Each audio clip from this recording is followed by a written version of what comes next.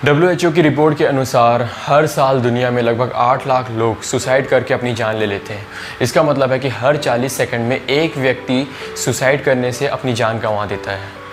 WHO की इन report को accept किया जाए तो इन आंकड़ों के कुल 18% मामले केवल भारत से ही जुड़े हुए हैं, यानी कि भारत में सालाना लगभग 1.5 लाख लोग सुसाइड कर लेते हैं। 15 से 29 साल के युवाओं के मध्य सुसाइड दूसरी सबसे बड़ी वजह है मौत का।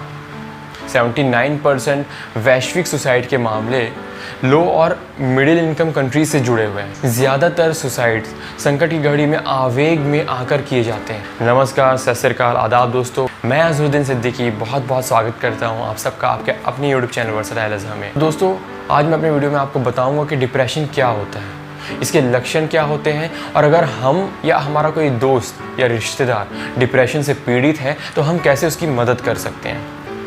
तो सबसे पहला सवाल है दोस्तों कि डिप्रेशन होता क्या है। दोस्तों, डिप्रेशन जो है, जिसे हिंदी में अवसाद कहा जाता है, ये एक सामान्य लेकिन गंभीर चिकित्सकीय बीमारी है जिसमें हमारे सोचने की, हमारे महसूस करने की और हमारे कार्य करने की जो क्षमता है उसे ये नकारात्मक तौर पर प्रभावित करता है। अब हम अगर पूछें कि डिप्रेशन के लक्षण क्या होते हैं, दोस्तों मैंने WHO की जो वेबसाइट है उसमें भी देखा और दिल्ली के एक साइकियाट्रिस्ट हैं डॉक्टर प्रवीण त्रिपाठी, उनके भी इंटरव्यू देखा। उसमें उन्होंने बताया है डिप्रेशन का पहला लक्षण होता है हमेशा मन उदास रहना, यानी कि कोई भी इवेंट हो, दिवाली हो, ईद हो, होली हो, न्यू ईयर हो, कोई भी अच्छा इवेंट आ जाए लेकिन मन उदास रहता है। आमतौर पर ऐसा होता है कि मन उदास होता है कुछ समय के लिए और हम अच्छा इवेंट आने पे, कुछ अच्छी खुशी की खबर आने पे हमारा मन जो है फिर से खुश हो जाता है। ये जो डिप्रेशन है इसे परसिस्टेंट या परवेसिव डिप्रेशन कहा जाता है। डिप्रेशन का दूसरा लक्षण होता है इंटरेस्ट ख़त्म हो जाना। कोई भी चीज़ जो हम काम करते हैं उसमें हमारा इंटरेस्ट चला जाता है, हमारा मन नहीं लगता है। डिप्रेशन का तीसरा लक्षण होता है आत्मग्लानि में महसूस करना, यानी कि कुछ भी हो हम खुद को दोष देते रहते हैं। कोई भी छोटी से छोटी बात भी हो उसमें खुद को दोष, हम खुद की गलती निकाल के खुद को दोष देते हुए अपने आप को पीड़ा पहुंचाते हैं। डिप्रेशन का चौथा लक्षण है शारीरिक कमज़ोरी, यानी कि जो हमारी फिज़िकल जो स्ट्रेंथ है वो कम होने लगती है, एनर्जी की कमी हो जाती है। इसका जो पांचवा लक्षण है वो है भूख और जो वज़न है उसमें बदलाव होना। आमतौर पर जो डिप्रेशन में देखा गया है कि डिप्रेशन में जो व्यक्ति है उसकी भूख कम हो जाती है और भूख कम होने के कारण उसका वज़न भी घटने लगता है। और कुछ केसेस में ये भी देखा गया है कि लोगों की भूख भी बढ़ जाती है और वज़न भी बढ़ता है। कुछ लोगों को ज़्यादा भूख लगती है, लेकिन ये कुछ केसेस में है। छठवां जो लक्षण है वो होता है एकाग्र की कमी, यानी कि कोई भी काम में सीधा ध्यान नहीं लगता, फोकस नहीं रहता किसी भी काम में, मन भटकता रहता है। डिप्रेशन का सातवां लक्षण है नींद में दिक्कतें, जो आमतौर पर लोगों को होता क्या है कि नींद बहुत देर से आती है डिप्रेशन में। कुछ लोगों को ऐसा होता है कि नींद टूट टूट के आती है, लेकिन ज़्यादातर जो इसकी कैरेक्टरिस्टिक्स है डिप्रेशन में, नींद की जो कैरेक्टरिस्टिक्स है वो ये है कि नींद जो है आमतौर पे इंसान जो 9 बजे तक सोता है या 7 बजे तक सोता है तो उसकी नींद 2-3 घंटे पहले सुबह खुल जाती है, यानी कि वो जल्दी जाग जाता है। ये आमतौर पर देखा गया है डिप्रेशन से पीड़ित व्यक्तियों में। और डिप्रेशन का जो 8वां लक्षण है वो बहुत इम्पॉर्टेंट कि इंसान खुद को नुकसान पहुँचाने लगता है, उसके अंदर सुसाइडल थाट्स आते हैं। तो ये जो लक्षण है सुसाइडल थॉट्स के और ख़ुद को नुकसान पहुंचाने वाले, ये बहुत ही घातक सिद्ध होते हैं इंसान की ज़िंदगी में, और ये तब आते हैं जब डिप्रेशन सबसे हाई लेवल पे पहुंच जाता है। ज़्यादातर लोगों को जो डिप्रेशन के लक्षण रहते हैं वो किसी प्रेशर की वजह से, जीवन में कुछ समस्या है, संकट है, उसके कारण होते हैं। लेकिन सिर्फ संकट के समय में ही डिप्रेशन हो कि प्रेशर के समय में, ये ज़रूरी नहीं। आमतौर पर अच्छे खासे लोग भी डिप्रेशन का शिकार हो सकते हैं, और इसका मैं आपको सबसे बड़ा एग्जांपल देता हूँ, दीपिका पादुकोण। दोस्तों, साल 2015 में दीपिका पादुकोण ने NDTV को अपना इंटरव्यू दिया था। उसमें उन्होंने बताया था कि 2014 में वो डिप्रेशन का शिकार हो गई थी, और उस वक्त उनके साथ क्या हुआ था, क्या उनके रिलेशनशिप में कुछ प्रॉब्लम थी, या उनकी निजी ज़िंदगी में कोई प्रॉब्लम थी, या वो फाइनेंशियल क्राइसिस से गुजर रही थी? नहीं, ऐसा कुछ भी नहीं था दोस्तों।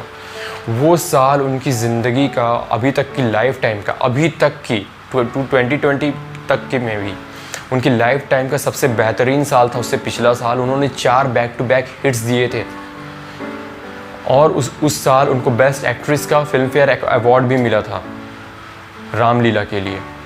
उसके बाद उसी के बाद उन्हें डिप्रेशन की शिकायत हुई। तो दोस्तों ऐसा नहीं है कि डिप्रेशन सिर्फ एक संकट से गुजरते हुए लोगों के में ही पाया जाए, अच्छा खासा व्यक्ति भी डिप्रेशन से पीड़ित हो सकता है। तो दोस्तों अब हम बात करते हैं कि कैसे अगर कोई हमारा मित्र या हमारा रिश्तेदार या कोई हमारे जान पहचान वाले डिप्रेशन से पीड़ित हैं तो हम उनकी हेल्प कैसे की जा सकती है। आपने सुना होगा या आपको मालूम नहीं तो मैं बता दूं कि लोगों को, जैसे अगर कोई डिप्रेस्ड पर्सन है तो उसकी काउंसलिंग से पहले उनके पेरेंट्स की या उनके रिश्तेदारों की काउंसलिंग भी की जाती है कि उन्हें कैसे डील करना है अपने लव्ड वंस को। इसमें सबसे पहला पॉइंट आता है वो है कि आप अपने नेगेटिव इमोशंस को उनको मत दिखाइए।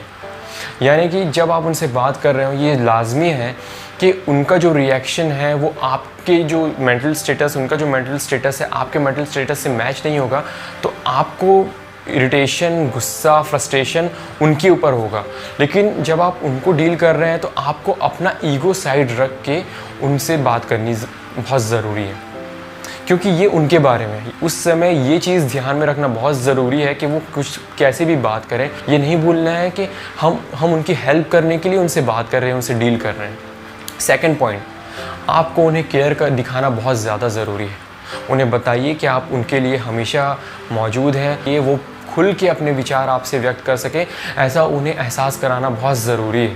दोस्तों तीसरा पॉइंट है अपने दोस्तों की हेल्प करने के लिए डिप्रेशन से जो पीड़ित है वो ये है कि उन्हें ये मत रिमाइंड कराइए कि वो और भी वर्स्ट हो जाएंगे। वो आपकी बात को और सही समझेंगे और ज़्यादा बुरा फील करने लगेंगे कि मैं ठीक कभी नहीं हो पाऊँगा। आपको उन्हें बहुत ही पोलाइटली और बहुत ही कामली हैंडल करना है। चौथा जो पॉइंट है वो है कि आप अपनी सिचुएशन को और उनकी सिचुएशन को मैच मत करिए। यानी कि आपने कभी कुछ फील किया होगा, उस फीलिंग को उनकी जो करंट फीलिंग है उससे आप कंपेयर मत करिए।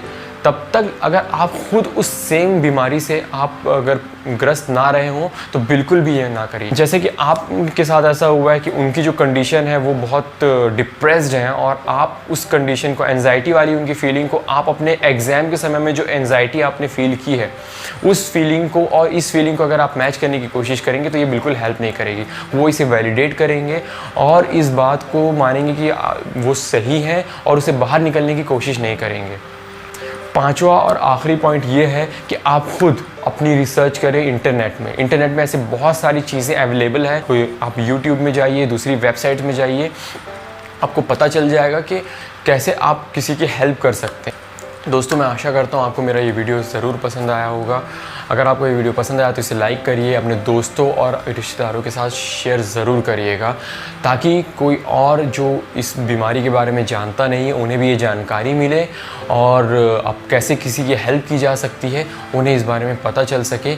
इसलिए उन्हें शेयर करना ना भूलें। और अगर आपने किसी की हेल्प की हो, कभी आपने अपने जीवन में हेल्प की हो या आपके सामने ऐसा कोई सिनेरियो आया हो तो उसे कमेंट बॉक्स में ज़रूर लिखिएगा ताकि हमारे दूसरे व्यूअर्स जो हैं, सब्सक्राइबर्स जो हैं हमारे, उनको भी पता चल सके कि इस तरीके से कोप अप किया जा सकता है। तो thanks for watching this video friends. Tata, bye bye.